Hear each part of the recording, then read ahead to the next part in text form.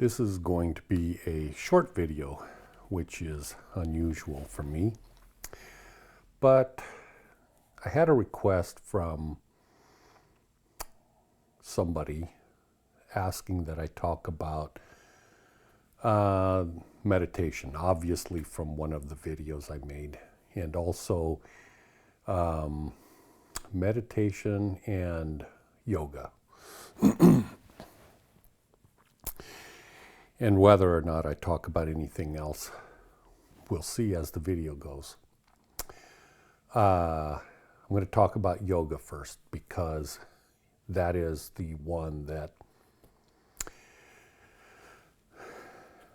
as far as I know, I'm the least qualified to talk about. Both of these things, let's put it this way, neither one of these did I utilize to become enlightened. And mainly because my background originally came from Christianity.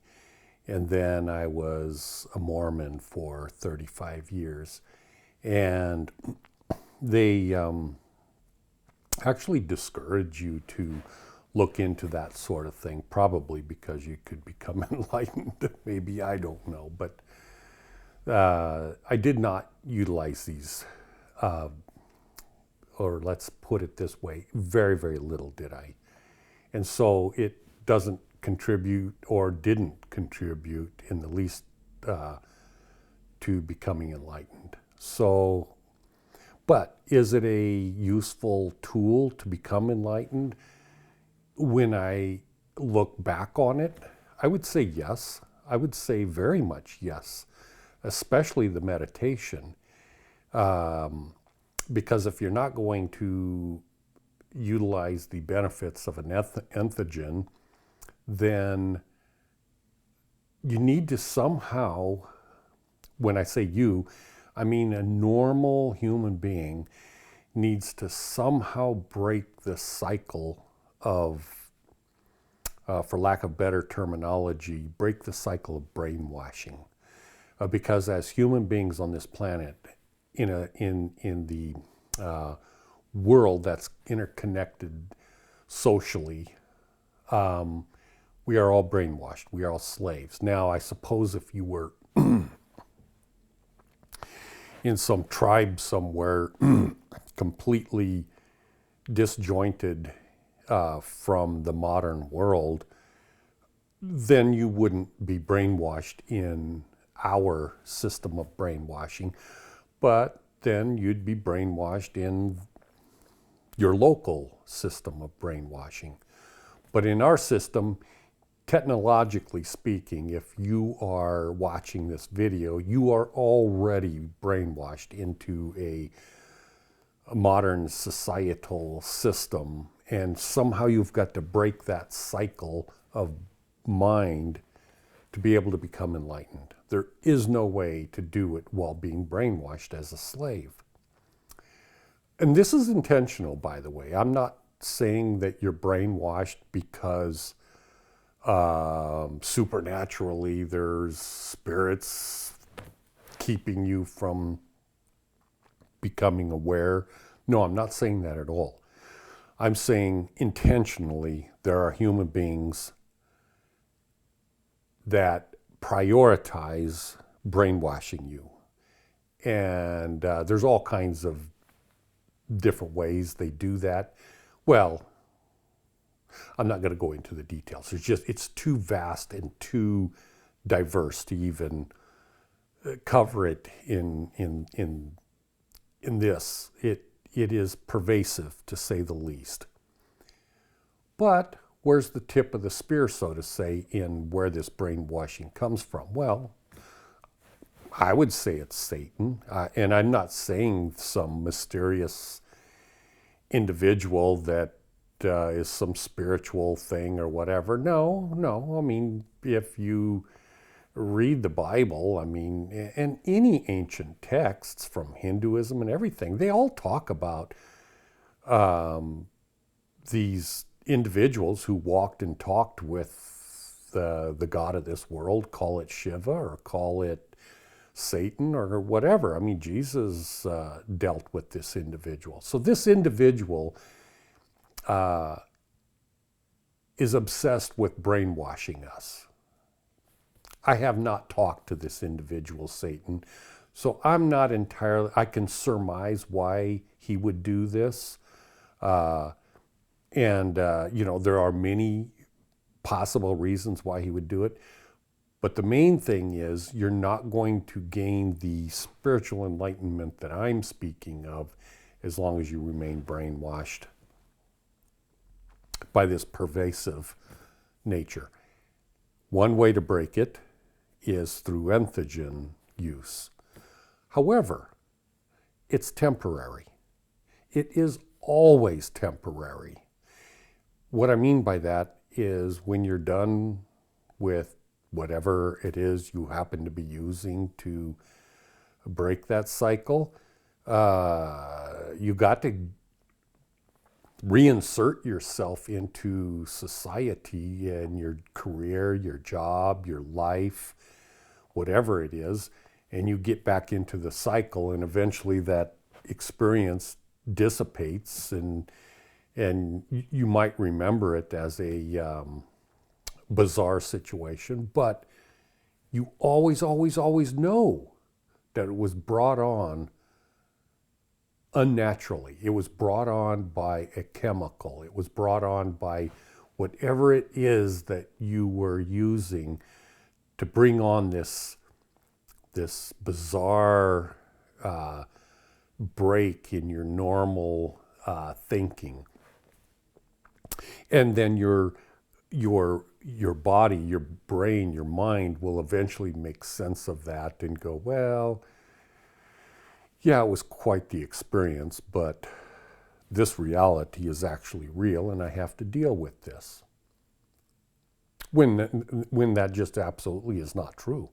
Yes, you do have to deal with this because you are a physical human being, but the brainwashing that we have as human beings, that doesn't need to be that way. In past, I'm going to get off on a tangent here a little bit, but in past yugas, described in ancient Hindu writing, there were different yugas where we were not under the yoke, if you will, of Satan, in that we were more closer to God and more righteous, and there was, you know, it was a better situation. Right now we're in the Kali Yuga, when that sort of thing is completely absent from this world, and if you do have a connection to God, you are an island unto yourself with very little influence in the world. And so, again, getting back to how do you break that mental brainwashing conditions so that you can move on spiritually? Well, okay, let me get back to the yoga and let me get back to the meditation. Since I was raised a Christian, and because I was not taught that that was a priority or that it had any influence whatsoever for good, I really didn't do that. I mean, throughout my life, what little meditation I did do and what little yoga I did do had nothing to do with a spiritual nature, but more so just like people do yoga today, which is basically limbering up your body and this and that, or the yoga of steady and stuff like that. And then the meditation was more along the lines of just deep contemplation, and I don't even know that it qualifies as meditation. I'm sure that it does to a certain degree, but and yes, those things were beneficial also, but we're not talking about the meditation and yoga that people would ask me questions about dealing with this level of spirituality. That's an entirely different subject. As always, I did a tertiary look on the internet and looked in a few books because I don't want to talk about things that I don't want to misunderstand the question and start talking about something that I don't really know much about. So yeah, I did a little research. And as usual, you're going to find out when you do the research, there's no real definitive answers on what, what is it I'm looking for? Samadhi. You've heard that term. And that's like the end all be all of meditation to the nth degree. And obtaining is so much so as saying if you can get to that level, that you will be enlightened. Okay, so that's the level of meditation that I think of when I'm asked the question about what type of meditation do you recommend or do. And I will get into that because that's a very interesting subject. And when I say I'll get into it, I'm talking about Samadhi meditation. The yoga I do is very, very limited.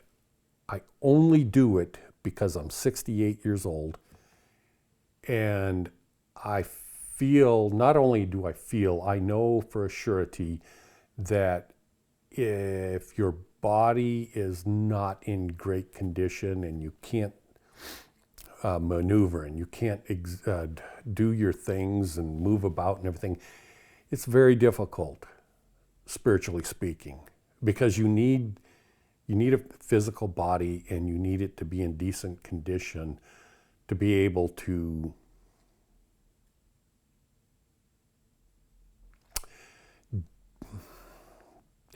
let's take it on a spectrum. Do you need a physical body to become God enlightened or enlightened? Well, yeah, of course you do. Otherwise, there would be no purpose for being here. I mean, there's a lot of reasons for being here, but one of those reasons is to be a physical human being. So on the far end of the spectrum, we could say, okay, you need a human body. Okay, well, do you need it to function? Do you need this? Do you need that? And then you keep working closer and closer. Well, you don't need a physical body, someone can say over here. Okay, but you don't need it really healthy. But would it help if it's healthier? Yeah, it would help if it's better. Okay, let's move closer and closer and closer. If your physical body is even more healthy and more able to think clearly and everything, would that assist you? Well, yeah, I guess it would. So you see, now we're getting closer and closer and closer to saying, okay, well then yoga, which is stretching, sitting in the lotus position. And by the way, sitting in the lotus position, there really is something to that. I'm not speaking to you as an experienced practitioner, if you will. I'm speaking to you as a very inexperienced practitioner. And I can tell you from my own experience, it has taken me probably 2 years of practice before I can properly sit in the lotus position. And does it have some sort of spiritual significance? Yes, it does. I don't know what it is. I only know that when I'm sitting like that and I'm not doing anything other than sitting like that and spiritually contemplating, I know that for whatever reason, it makes things easier to be spiritually connected to God. I don't know why. It just works. But it has taken me a couple of years to be able to manipulate my legs because, they just, you get older and things don't move as limber as you would like them to. So, yeah, it's been a long time in the making to be able to utilize yoga, stretches and everything so that I can stand on one leg, either leg, for extended periods of time, sit in the lotus position, stretch this. Yes, it helps because, as I said, you're getting closer and closer to the most perfect body. Will that be better? Well, of course it would be better. So that's what I'm talking about that. Okay, I'm done with yoga in that respect. And as I said, I'm not very proficient at that, and I'm not proficient at teaching it, and I'm certainly not a good example because it's not something that I think it's extremely good. I'm only saying I'm not that great of a teacher for that. Now with the meditation, in the same way, I don't think I'm a very good teacher of that, but I had to backtrack. So when I started studying esoteric spiritual studies, probably 15 years ago now, maybe, beyond what I was normally doing. In other words, breaking free of Christianity. And when I say breaking free of Christianity, don't think for 1 minute that I'm denigrating Christianity. No, I am not. I fully believe that Jesus was the Christ, and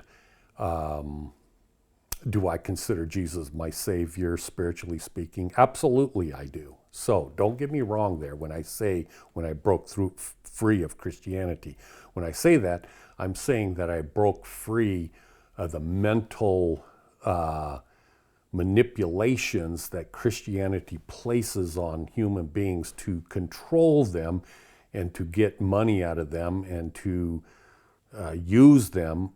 And at the same time, it benefits the practitioner or the Christian that's going to church every day. But at some point, if you want to continue your march towards being one with God, well, at least for me, you have to break free so that you have the freedom to explore Hinduism and all these other thoughts and contemplate duality and non-duality and all these other things. And that's what I did, starting probably 15, 16, maybe 17 years ago.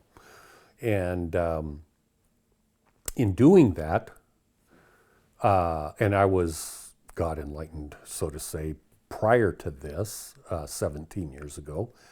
But then the other steps started to move along, and then I had to backtrack in trying to understand what meditation was. And when I first heard about meditation, I go, yeah, I can do that. And so I listened to other practitioners and gurus teaching and everything, and I thought, well, that doesn't seem that difficult. And so I did. I started meditation. And it was like, it was okay. And then I learned about Samadhi. And I thought, well, I'm already enlightened. So if I've already gotten that far, how difficult can it be to practice Samadhi? And even though people that are, shall I say, very good, spiritually good in their heart and soul teachers of Samadhi, very few people actually experience Samadhi in their lifetime. The one teacher that I remember, he talked about how even if you start, it would take you multiple lifetimes before you're ever going to experience Samadhi. But I figured from my perspective, I've already experienced enlightenment, so why not give it a shot? And I did. And it took a while. Now, let me explain real clear though, it isn't easy. In fact, even today, I was laying down to rest my neck because I've had neck surgery. I've been injured multiple times in multiple ways. And so I actually tried to get into a state of Samadhi just for this video a few hours ago, and I couldn't do it. It isn't that easy. Now I suspect if you once get into Samadhi, I suspect that you might be able to do that easily, let's say. But, so look, I want to explain what it is, okay? Or let me clarify. This is what it is for me. I don't know about you. I don't know about other gurus. I'm not comparing myself to anyone in all history or anyone in the world. I'm only explaining to you from my own personal experience what Samadhi is to me, okay? So that you can go through the process yourself, okay?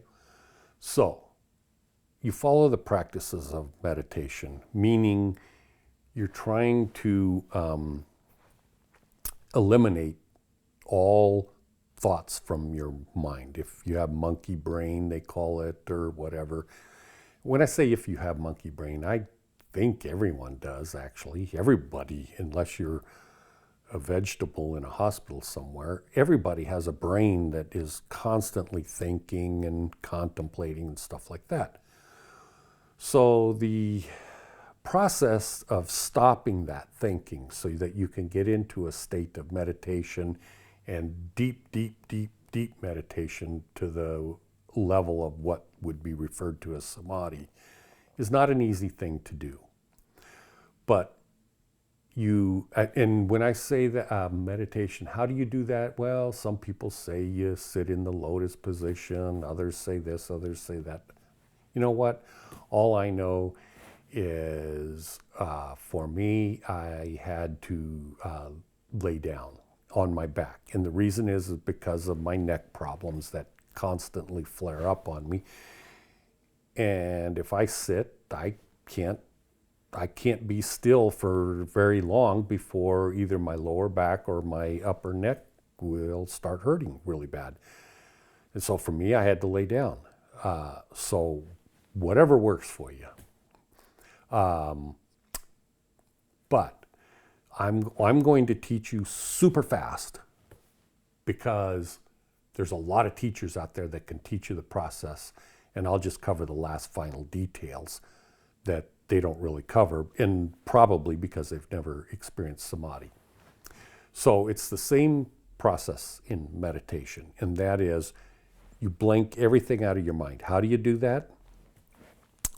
Well, you follow the practices that they say. For instance, I will tell you what I have used, and so you think you're breathing. Okay, so you have to be conscious of your breathing in and out. And all of these things I'm telling you, I don't believe any of it has any significance whatsoever other than to distract the physical mind, the physical brain from constantly bothering you so that you cannot escape this reality and experience samadhi.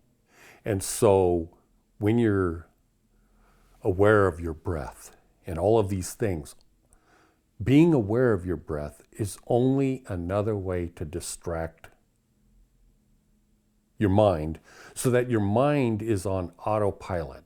It isn't thinking anymore. It's being distracted from thinking, okay? So when you're going like this, you're going,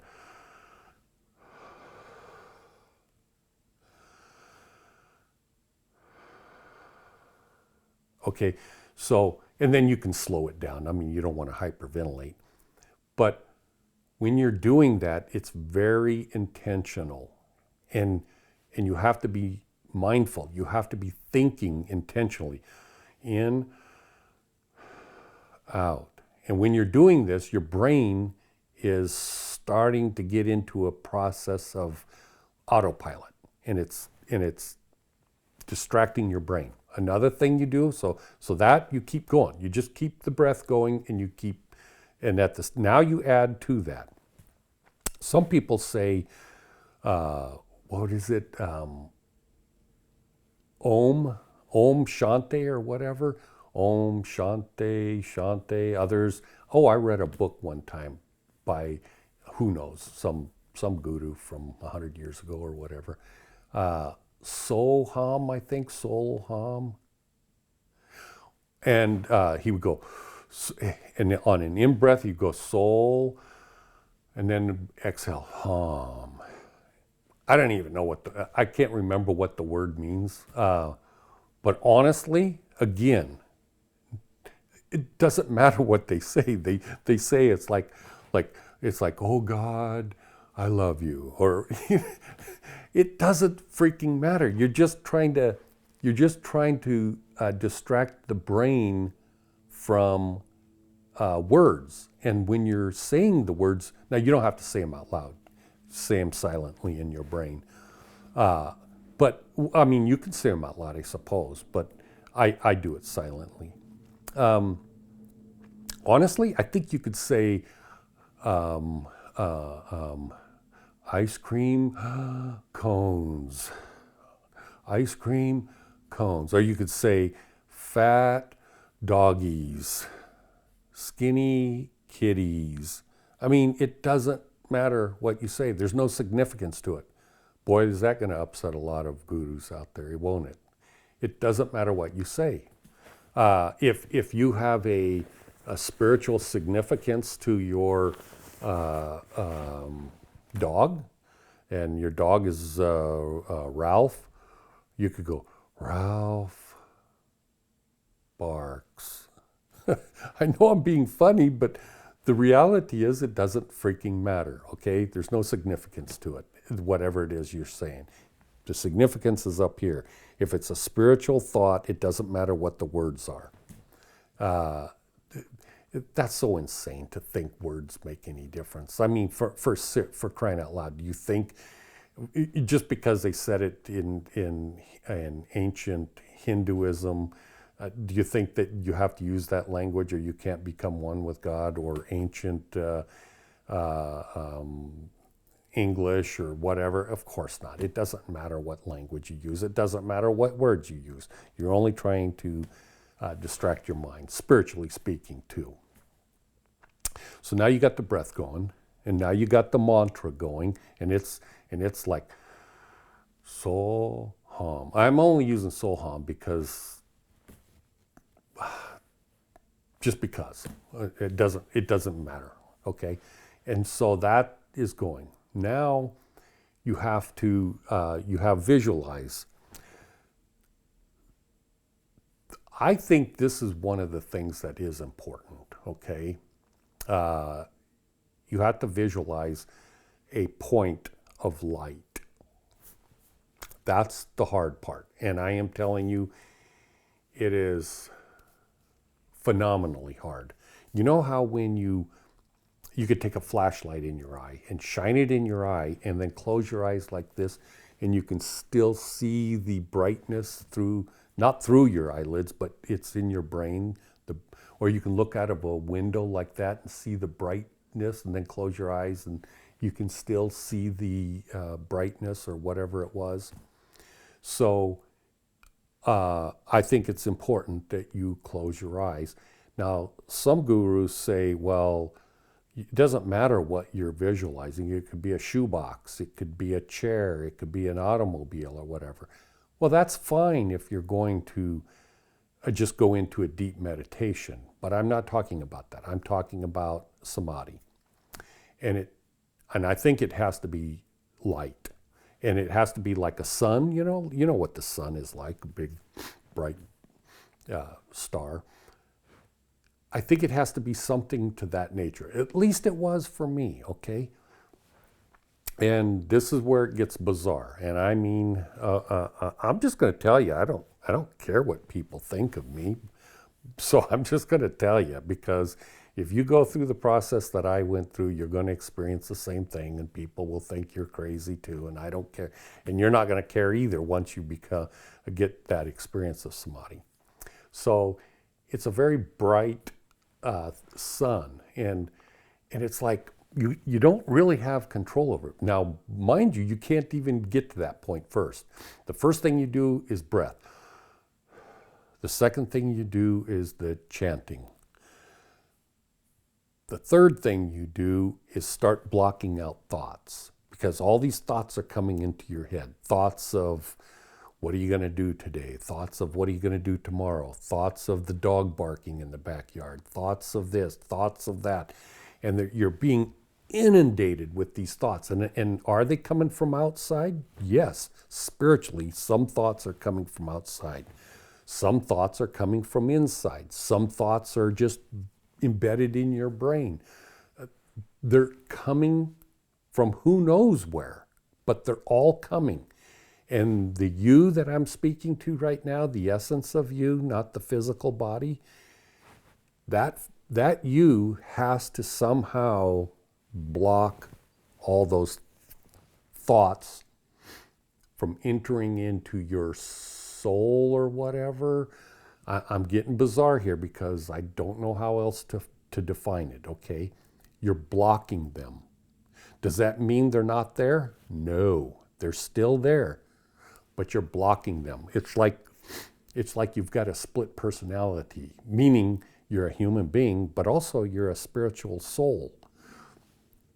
So your spiritual soul, your essence, is in control, not your physical body. Your physical body wants to go eat a hamburger. I say this all the time as an analogy. Your physical body wants to go eat a hamburger, but your spiritual soul doesn't eat food. It doesn't need hamburgers. So with that duality in place, there's a constant barrage trying to get into your spiritual soul. And whatever that barrage is, it comes in the way of thinking. Since you're a human being, they come in the way of thinking like a human being does. Voices, thoughts, ideas, all kinds of things. So I think it's also critically important before you do Samadhi that your cell phone is turned off, you know that you're not going to be distracted, you're in the middle of a forest, well, even that's not good because you got bugs biting you and this and that and everything else. But somehow you have to be able to put yourself into a situation where you know you're not going to be distracted, because if you are distracted, you've got to start the process all over again. And it could take, for me, it probably took me, the first time I experienced Samadhi, when I say first time, I attempted many times, but the first time, it probably took me an hour to 2 hours of constant meditation before I was able to enter into that. Other times, the quickest I've ever been able to do it, me personally, was, I think, maybe an hour solid. And you know as well as I do, a lot of people talk about meditation, and you know they're good with 5 or 10 minutes of meditation, and of course that is helpful too. But yeah, for me, it's extremely difficult. Okay, so this is where the bizarre nature comes in. So you've got your breathing going, you've got your mantra going, and now you're blocking things. You're purposefully blocking things. So a thought comes into your head. Let's say a thought comes into your head. You like to ride motorcycles, and so you're thinking, oh, that motorcycle, and you block the motorcycle. You go, okay, I'm John. Okay, so whatever your name is. Okay, John, I'm not going to allow that motorcycle to come in. Come into where? Who the hell knows? But wherever it is your spiritual soul is, you're blocking it. You're aware it's there, but you're blocking it from making any sense to you. So that process of blocking things could last a half an hour, it could last an hour, it could last an hour and a half before you get control of it. Sometimes for me, I can get to that point in probably 10 minutes where you're blocking things. And when I say you're blocking things, I mean like a car in the distance is honking or something. Well, you're aware that there's a honking, but it has no significance to you. So I've heard people explain, and this is true, if you were let's say a 6-month-old baby and you heard a car honking, the hearing of the baby is every bit as good as you as an adult. The difference between the 6-month-old baby and you is you have experience. And as experience, when you hear the honking, it's like, oh, that's a car out there. Okay, because you put it all together, 2 and 2 equals 4. Well, the 6-month-old baby hasn't got the experience of what a car is. It only hears the honking and the noise and the roaring of the engine and all that kind of stuff. It hears the same thing you hear. It doesn't have any awareness of how to put those sounds and stuff together. Smells, all these things, same type scenario. So When you're blocking that, you're like a 6-month-old baby. You hear the horn, you hear the roaring, but it's being blocked from making any sense to you. And it's like it's making sense to somebody, it just isn't making sense to you. So you're blocking it. And how do you block it? You just think intensely. When I say think, and who's thinking, I don't even know who's thinking. If I were to speculate, it's your essence, your soul, that's the thing thinking, not this physical body. It's the soul, okay? And it is thinking to block. Now, it's weird because you know that your physical body is making sense of these things, and it wants to put that information into your soul, but you're blocking it. Why are you blocking it? Because if you don't block it, you'll be inundated with this reality. And if you're inundated with this reality, you cannot experience the spiritual reality or experience God or whatever it is that people say samadhi is that know what they're talking about. Me personally, I don't know what.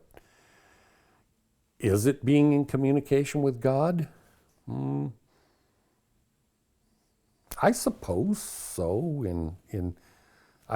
You're already, I'm in communication with God right now, so is everyone, but you're just not aware of the level of communication with God. Whereas in samadhi, since everything is being hedged off, then there's nothing left except you, the soul of you, and God, and so maybe that's what's going on. I don't know.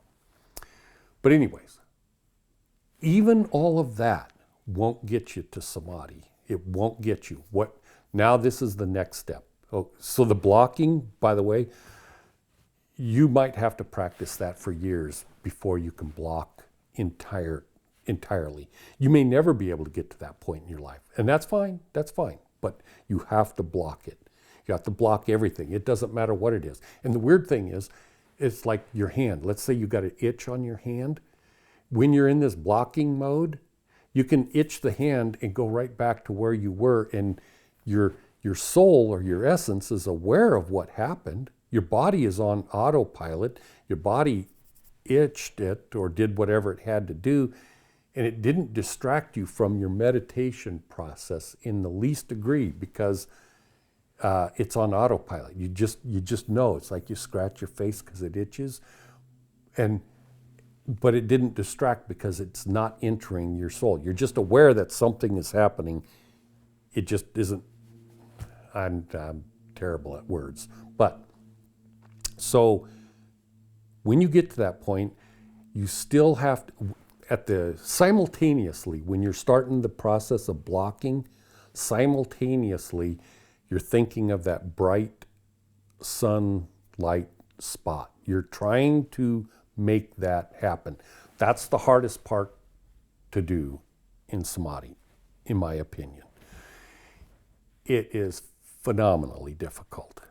So you have to visualize this brightness. Now, this brightness could either start off as a big brightness and you reduce it. When I say you reduce it, I think it's your essence or your soul that's reducing it. The you that's in control. The reason I'm closing my eyes is I'm trying to visualize what it is. So you are controlling your essence or your soul is bringing this light down smaller and smaller and smaller until it becomes a speck. But it doesn't, as it gets smaller, it actually puts out more light. And so as it gets smaller and smaller and smaller and smaller to where it's like I think they call them eye floaties or whatever. And so you see this single, and it can disappear like that. And then it's like, oh, damn, I got to get it back somehow. And it's super hard to get it back. And so you've got to get that brightness back. And I don't, it seems like it's around here or somewhere, and then it could be up here or whatever. And I know I'm not making sense, but I'm just trying to explain what it is for me. And then there's this single brightness, and it can sometimes be like a star, where you know how it just like the rays of light come out from it and everything, and it's like intensely bright, and it gets littler and littler and littler and littler, to the point where it's so damn tiny that it's almost non-existent. It's like smaller than an atom, almost. It's like an electron. It's so damn small. And the intensity is stronger the littler it gets. And you force it down smaller, and eventually it like on autopilot, it takes over. Now, mind you, all the time you're still doing your breathing, you're still doing your mantra, you're still doing your blocking, and you're still doing the bright light thing. All these things serve as a distraction from the world so that you can get into this samadhi, this spiritual state of being. And so as time goes by, and finally what happens is that teeny speck, I don't know, it doesn't disappear, but it's like, my brother's going to be here in about a month, and I'll discuss this with him on video. Maybe he's got some to add to it or whatever. I don't know. Does that tiny speck like guide you out of this reality and into the spiritual realm of God? I don't know. I honestly don't know, but so when it happens, it's like, bam, it's just in an instant, and you're aware, like you are super aware. Like people say, well, could you fall asleep? No, you can't. How are you going to fall asleep when you are intently monitoring your breath, meditating, chanting in your mind, blocking things? I mean, you are more active than anything that you could possibly be. You're utilizing every speck of the human being to be active. You cannot fall asleep, okay? It's not possible. So this dinky spot, and oh, I remember the bizarre thing. It's like you're on LSD or something eventually. There's all of these colors and this and that, and it's warping, and it's just weird stuff is going on before you get into the samadhi thing, and you're trying to control it all. It isn't easy. It's very, very difficult, and it takes every ounce of your abilities. And most of the time, I'm not able to do it. I'm not the greatest example of this. But when that happens, when it would qualify as samadhi, that spark of light disappears, but it doesn't disappear. In other words, it's like, it's like the bright spot doesn't matter anymore. It's like maybe it's in the awareness of the human being and you've left that. Honestly, I don't know. But what I do know is you are now in this reality. I wouldn't call it a dream. I wouldn't call it, what do you call it? Like an awakened dream where, I can't think of the word right now. It isn't like anything I can define. It isn't like anything I've ever experienced. And the weird thing is, you can have a clock, for instance, that you can look at and go, okay, well, and every now and then it's like, oh, well, you got distracted, you look and like a half hour's gone by or whatever. There's no such thing as time and space in Samadhi. And so consequently, one of the times when I did it, it was like I I would have been able to bet my life that 15 minutes passed. I knew when I came out of the Samadhi, I knew for sure 15 minutes passed. I had a watch, I got my cell phone, I got a clock, and it was like the hair on the back of your head rises, and it's like, what the hell just happened? Because I knew for a surety 15 minutes passed. It's like I just looked at the clock. I just looked at it. I know it was 15 minutes. It was 3 hours. 3 hours. So you can imagine that if you were distracted by a phone call or whatever, you're not going to experience, or you're not going to be able to experience all the bizarre things that happen. Now, so that's the bizarre nature of Samadhi. Now, some people say you're enlightened after that. Do I think you're enlightened after that? I don't think so. Does it contribute to enlightenment? I don't know how it could, since I was already enlightened before I utilized that Samadhi. But is it useful? Yeah, I think it's damned useful if you can do it. I think it puts you in a state of mind that for days, if not weeks afterwards, you're just like, you almost can't function normally with the outer world. It's like you're just in a state of being where it's like, I don't know, it's just, you almost can't talk afterwards because you're just so spiritual, I guess, for lack of better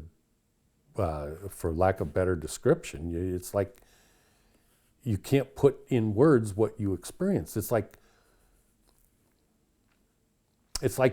you could have experienced other people throughout the world and things, and I don't know. I don't know. It's just, let's just leave it at that. It's bizarre to the point I can't really define it.